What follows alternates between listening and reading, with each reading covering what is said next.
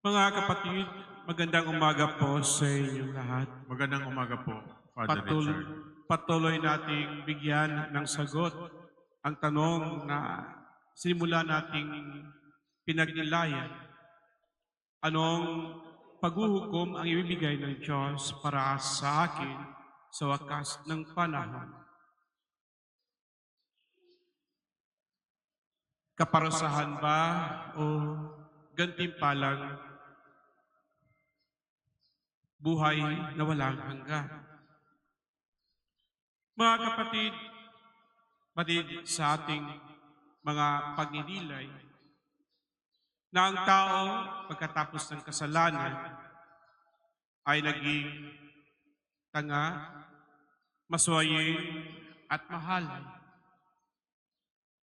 May katangahan ang tao hindi dahil sa hindi siya marunong, maalam, kundi pinapairal niya palagi kung ano ang ayon sa kanyang sariling kalayaan na hindi muna titingnan kung ano yung makakabuti sa kanya at para sa lahat. Naging matigas ang ulo ng tao, naging matigas ang kanyang kalooban, ang kanyang puso. Hindi niya nakikita na kailangan niya gumawa ng kabutihan para sa iba at para na rin sa lahat ng taong kanyang minahal. Maswayin dahil alam ng tao, likas sa kanyang kalooban, na may maraming kailangan gagawin ayon sa kabutihan na naitanim ng Diyos sa kanyang kalooban. Maraming mga utos, maraming mga kailangan tahakin ayon sa kaalaman na ibinibigay ng Diyos sa kanya. Ngunit sinusuway ng tao at ayaw niyang sumunod ayon sa kagustuhan ng Diyos, ayon sa kabutihan nandoon na sa kanyang kalooban. Mahalay ang tao dahil pinahihinayaan niya ang kanyang katawan ay mahulog sa kasalanan. Alam natin, batid natin, kahit ngayon na tayo bininyagan, na ang ating pagkatao ay palaging nahuhulog sa kasalanan ng laman. We have this desire in our flesh na kung saan lahat ng ating mga naramdaman at nakikita at naririnig ay hindi para sa kabutihan ng ating pagkatao, kundi para sa pagkawasak nito. Ganyan ang kahalayan na meron ang tao.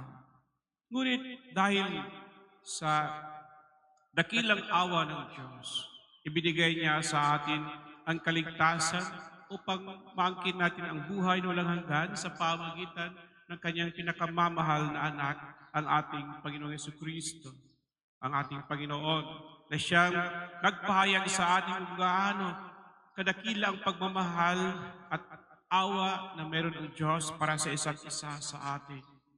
Kaya binigyan niya tayo ng pagkakataon na maging kaisa niya sa pamagitan na rin ng binyag sa pangalan ng kanyang pinakamahal na anak na ating Panginoong Jesucristo.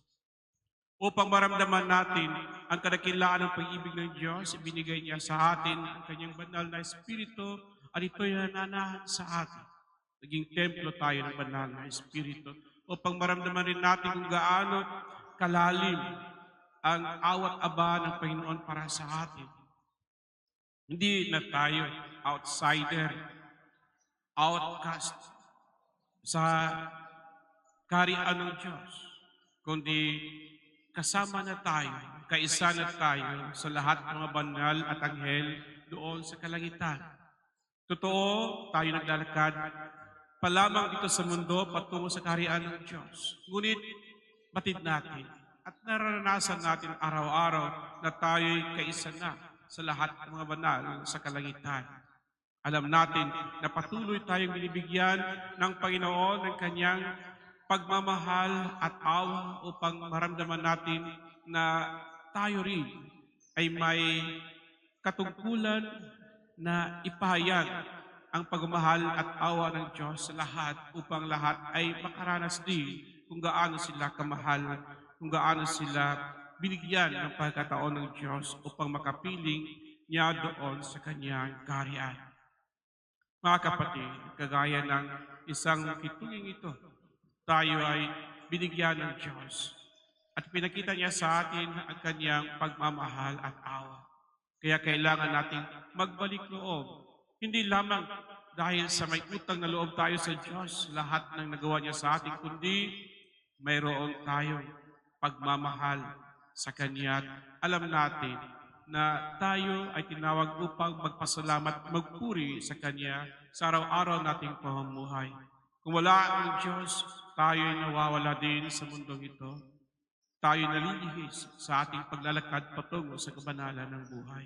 Sana po ang Diyos ang siyang tagapangasiwa sa ating buhay upang sa pamagitan niya tayo ay makarating sa tunay na layunin ng ating pagtira sa mundong ito na siyang makarating doon sa kanyang kaharian sa kalangitan.